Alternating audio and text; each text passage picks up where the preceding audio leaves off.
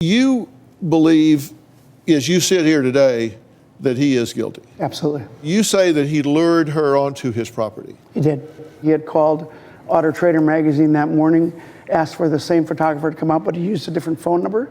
He used a different name to get her to come there. He called her twice on the way that afternoon using the star 67 feature on the phone, which blocks phone calls. And so it was pretty clear, at least to us, that this was no happenstance or no accident. Was that in the documentary? Was this in? The Oh, Star absolutely 67? not. No. It's what the jury saw. The jury saw all those things, what the audience from Making a Murderer never did So see. you presented this to the jury, but the documentary didn't present it to the viewers. That's right. You also say that his statement changed, that the things he said changed across time. He was inconsistent. Sure. Originally, he told his brother that Teresa never did make it out there that day.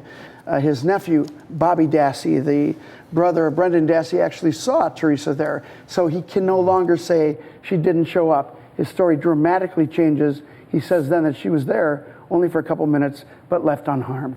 We talked about in the tape piece that his blood was found in her vehicle. Yeah. In multiple places. In 6 different places in her locked SUV.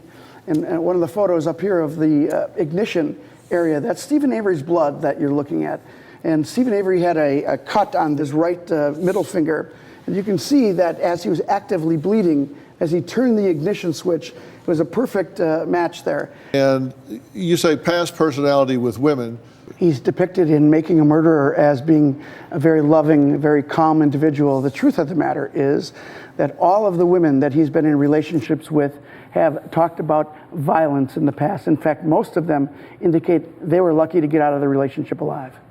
He did go to jail for a crime he didn't commit earlier, correct? That's right. And he spent how long in jail? He spent 18 years in prison for that. But the first 6 years, he was there for an endangering safety.